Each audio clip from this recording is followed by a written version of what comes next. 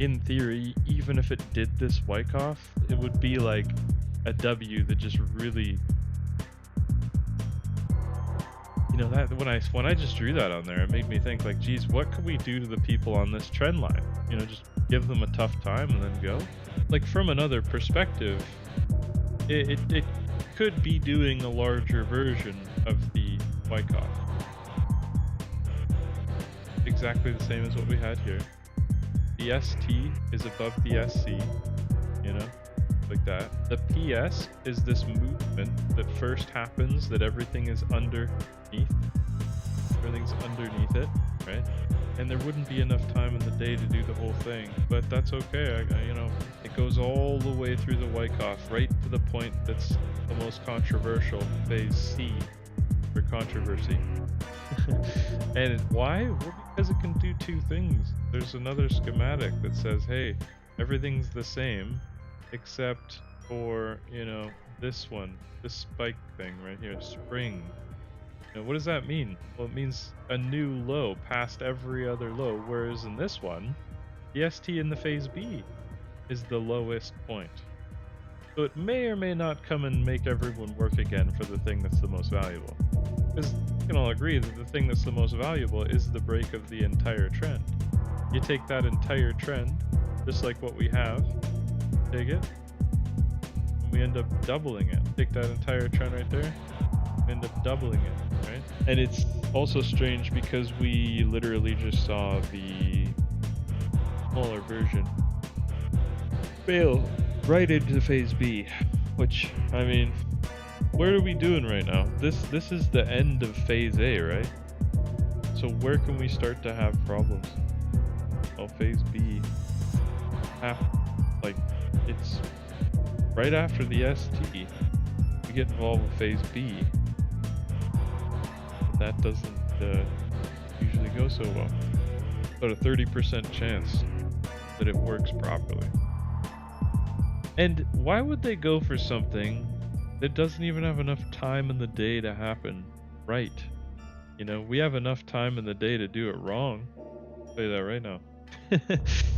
That's the funny part about it. We definitely have enough time in the day to do it wrong. So I would find maybe they didn't get enough people to bite on the small one. Now it's like even the people on the 5 minute are going to see this, whereas they might not have before. So it's like, why are they showing us this? And it makes it very accurately. Phase A is accurate. That's how you can remember it. Phase A for accuracy. B for boring brutality that's usually bogus. And that's why it failed last time. All of those reasons. Bogus bullshit that doesn't usually... I give it 30% chance on average in our current market environment. When Wyckoff was alive, it probably worked a lot more, and it worked on time frames that aren't 1 minute time frames. They even don't work on the long term. Let's look at it here. I'll show you. Not to say they haven't, but in 2024, what's up with this one? Hold on a second. Let's take a look at it. It's upside down in comparison to the one that we're looking at today, but the concept is exactly the same. So in phase A, what happened? We went PSY, right? BC. Notice that movement happened. And then from the BC down to the AR, BC down to the AR, and then AR up to the ST. And then what happened after the ST? We get into phase B, brutal, bogus phase B, and it didn't even manage to do the first move correctly. And I'm like, deja vu, eh? We did that today. Didn't end up going down. I know we're just beneath the 61 where we're supposed to be on the ST usually. Like I said, there's about a 30% chance that it actually works well. After we get into phase B is where we start to have difficulty, not typically with the ST. If we look at the last Wyckoff, right, the thing that makes me suspicious about it is it's the point that offered the most value. Well, one of them.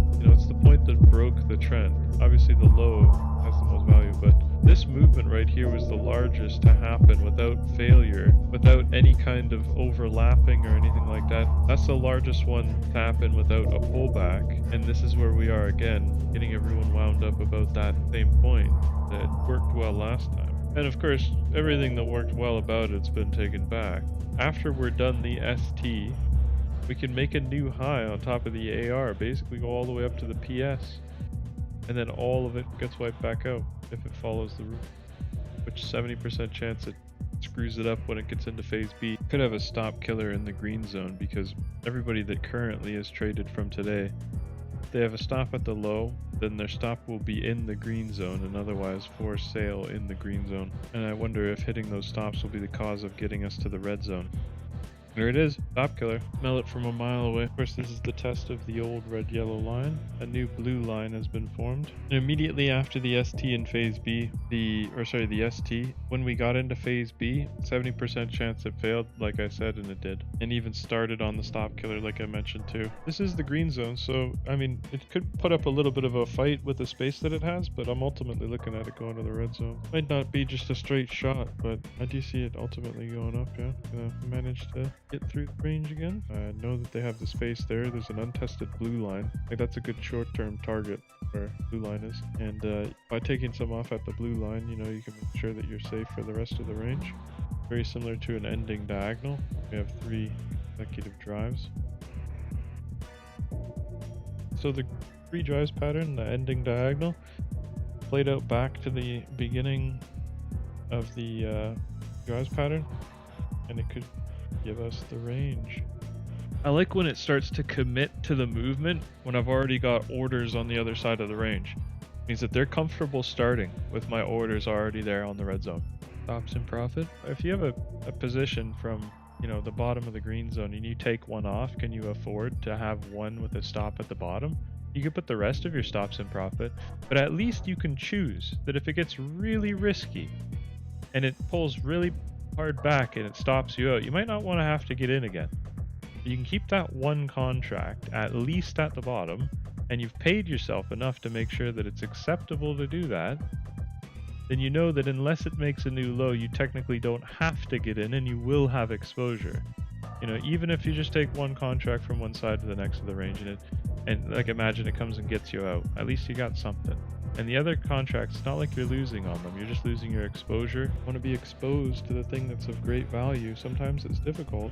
In order to make it through that difficulty, you have to compromise sometimes. You know what I mean? It's a logical compromise. Essentially, anybody that bought into the green zone, you know, after the stop killer is up and looking to take profit on the blue line as a preliminary target before the red zone. When we get to the B point, it'll be roughly 100 points. And basically just getting to the red zone. You know, this is exactly the middle as well. That's the close right there. Basically everything that we've done is reverted right back into the middle and almost back entirely through the range. But hopefully you guys had a wonderful day, and I'll catch you guys later.